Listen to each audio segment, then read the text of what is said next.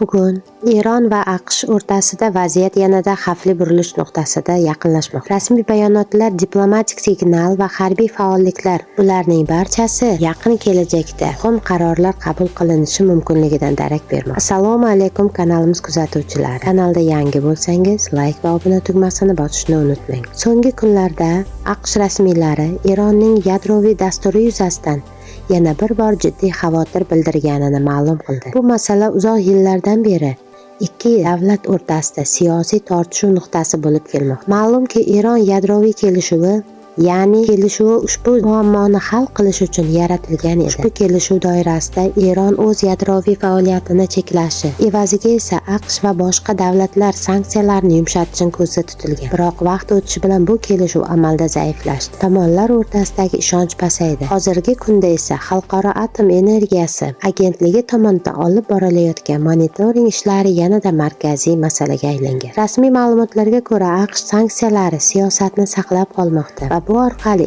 Eronga bosim o'tkazishni davom ettirmoqda. O'z navbatida Eron rahbariyati buni siyosiy bosim sifatida baholab, milliy manfaatlardan chekinmasligini ta'kidlamoqda. Shu bilan birga diplomatik manbalarda bilvosita muzokaralar davom etayotgani haqida ma'lumotlar mavjud. Bu muzokaralar ko'pincha uchinchi tomonlar orqali amalga oshirilmoqda, ochiq tarzda e'lon qilinmayapti. Tahlilchilarning fikricha, bugungi vaziyatda ikki tomon ham to'liq qarama-qarshilikdan manfaatdor emas. Chunki ochiq mojaro nafaqat Eron va AQSh, balki butun Yaqin Sharq mintaqasida jiddiy oqibatlarga olib kelishi mumkin.